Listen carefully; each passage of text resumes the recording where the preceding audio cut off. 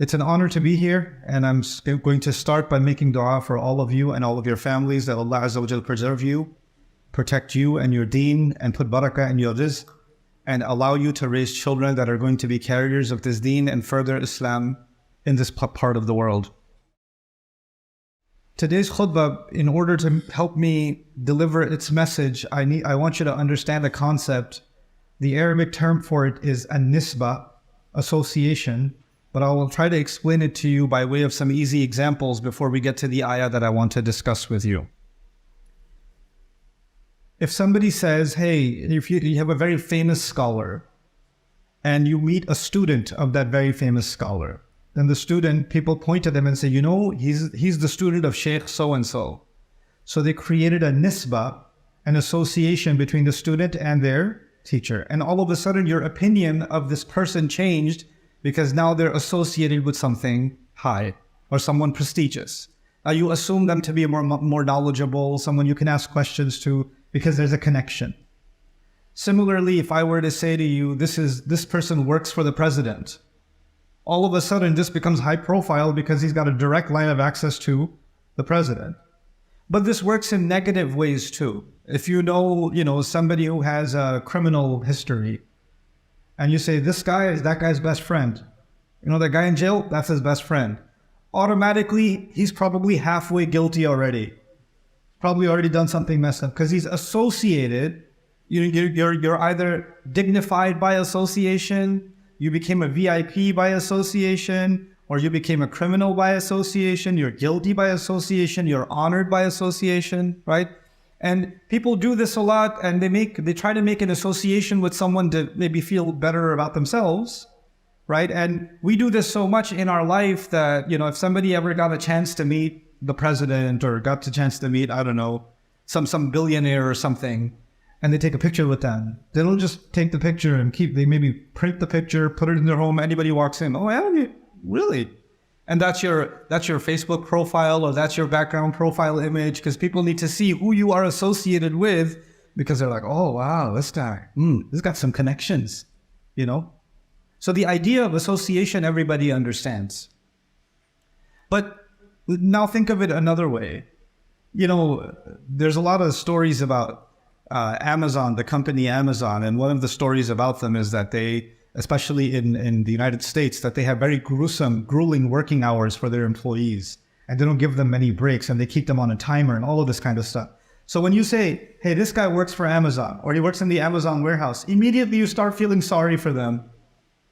Like, he must not have another choice but to work here because the way they treat you, I know, right? So if you associate someone with working for somebody who is oppressive, who treats them badly. Oh, this guy's a taxi driver in that country. Oh, I know how they treat taxi drivers in that country. Man, you work for those people, I feel sorry for you, right? Now, I'm giving you all of these examples to get to the point. And the point is the ayah that I wanted to share with you from Surah Al-Furqan. The association we have is with Allah. We are ibad of Allah. We're slaves of Allah. So we're connected to Allah by that relationship. What Allah called us in this ayah, ibad al-Rahman, we are servants and slaves of Ar-Rahman. So just like if I tell you I'm associated with this kind of teacher or that kind of person, you immediately have an impression of what that must mean for me. If Allah is telling us there are some people who are associated with Allah, and not just the name Allah, Allah associated them with His name Ar-Rahman. These are Ar-Rahman's servants. If you know a really nice man, a human being, a really nice man, you say, you know that really nice man who's always nice to kids? These are his kids.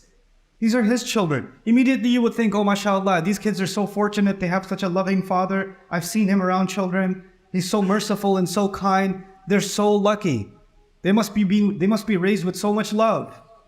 Now think about Allah Azza wa Jalla. وَلِلَّهِ الْمَثَلُ الْأَعْلَى. When you say ibad al-Rahman, these are the servants of Ar-Rahman. That must mean Allah must have so much rahmah on them.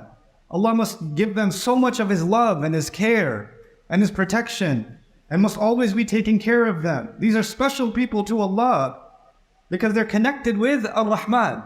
They've given themselves to Ar-Rahman, and Ar-Rahman is associating Himself with them.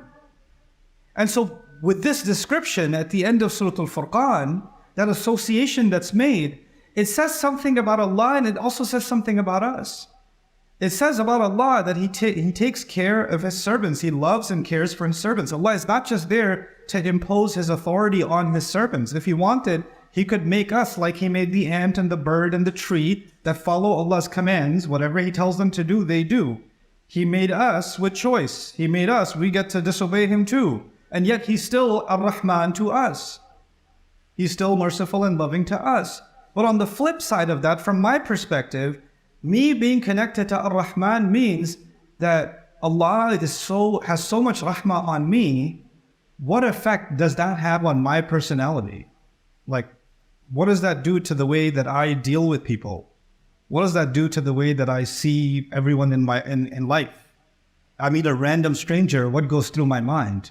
I deal with my family. Am I aware of the fact that at this moment, I represent Ar-Rahman because I'm associated with Ar-Rahman, right? You know, sometimes you go to a restaurant and the waiter treats you badly, mistreats you, and then you complain to the manager and he gets fired because they cannot tolerate somebody misrepresenting the restaurant. You get fired. I, as a abd of Ar-Rahman, am for the rest of humanity, I have to become the representative of Ar-Rahman. They don't know Him, they know me. And through knowing me, they have a chance of getting to know Him. So my treatment of them will immediately make them say, where did you learn this from? Why are you like this? Who's behind this? Oh no, that's because I'm a slave of Ar-Rahman. That's where I got that from. You see, that's how this connection works. And if we don't represent the rahmah of Allah and the way we carry ourselves, then what impression are we giving not just about ourselves, what wrong impression are we giving about Allah to people, to our own family, not even to non-Muslims, even to other Muslims? The first description of Ibadur Rahman at the end of Surah Al-Furqan in Surah number 25, this is the last passage of Surah number 25. The first description Allah gave, you would think the people that are closest to Ar-Rahman will pray to Him. They make dua to Him. They stay up in the middle of the night and they do ibadah to Him. They give sadaqah for Him. They give charity for Him. They sacrifice themselves for Him. They worship Him all the time. They remember Him all the time.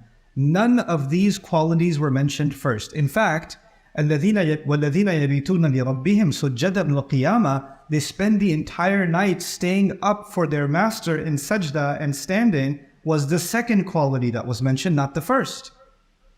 That's not the number one thing that makes them Ibadur Rahman. There's something, that's the number two thing, which is pretty amazing. They stay up in the middle of the night. That's a hard thing to do, to just worship Allah. It's hard enough for us to pray in the middle of the day, imagine in the middle of the night. And then to do that long hours of the night, that's an incredible, incredible quality. But Allah considers something even more incredible. And He put that as number one. And what is that? الَّذِينَ يَمْشُونَ عَلَى الْأَرْضِ هَوْنًا. Ibadur Rahman are people who walk around on the earth. And I guess the one way to translate this is with humility, but I'll explain a little more. Hawn in Arabic is nu'uma, an-nu'uma, wal-rakhawa, wa-adam kulli salabatin. It means you walk softly, you're gentle, you're easy to deal with. So I'm walking on the, by the way, walking on the earth doesn't just mean walking in a desert. It means going to the market, it means going to work, it means going to school, it means hanging out with friends, it means visiting family, it means sitting and talking to people, it means dealing with a difficult post office worker, it means talking to the police, and every interaction you're having is walking on the earth. That's what it represents. And now Allah is saying, these people, their standard, when they deal with people they know, people they don't know, their standard is they are soft, gentle, easygoing in the way they deal with people. You come and sit in a restaurant with your family, and you sit down, and the person comes and says, 2 waters, no ice, okay? That's not honan. The person you just told you, hey, napkins, hey, we need some forks over here. When you talk to them this way, then you don't see them as a creation of Allah. You see them as your servant, and they owe you, and you have to talk to them like you own them. And you forget, and I forget that I'm the Abdul Rahman, and actually they are also, even if they don't know it yet, they are also Abdul Rahman. And so I have to treat them with that respect, and I have to say, sir, if you kindly could, can I have a couple of napkins? Can I please have some water? And by the way, what's your name? And then calling them by their name. You know, if you get into the habit of doing that, just asking somebody there, some people who serve you, what's your name? Sometimes you do that, you know what people do? They start crying. I've experienced it. You know why they start crying? Like, nobody's ever asked me that before. People don't even see me. People just see that I'm late. People that see that I didn't do this or that or the other. You treat people almost like they're machines. But treating your employees, treating your children, treating neighbors, treating servers, treating random people you meet on this, with just a kind smile, with just soft language, soft body language. Somebody bumps into you, you could do one of two things. Hey, watch it. What are you doing?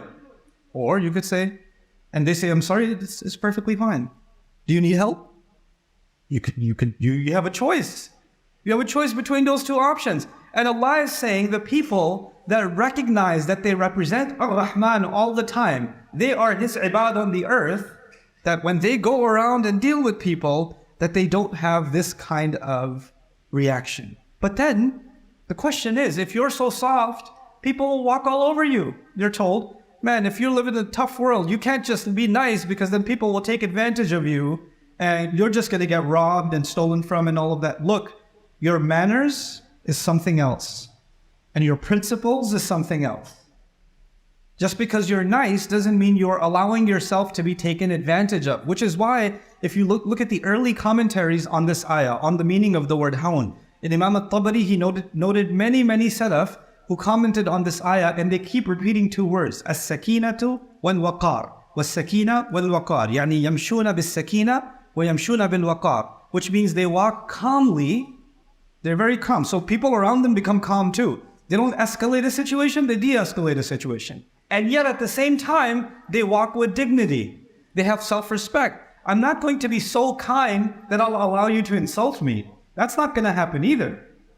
So I don't have to become like a porcupine. I've got spikes all over me, but you don't even come near. But I don't have to become so soft that you walk all over me either. There's that balance that is captured in the word Conan. And even then, you can put someone in their place, but you can do that with a smile. You can do that kindly. And that's what you have to learn to do, what I have to learn to do if we're going to be Ibadur Rahman. And the thing is, some people are easy to deal with and some people are hard to deal with. Take the example of a teacher.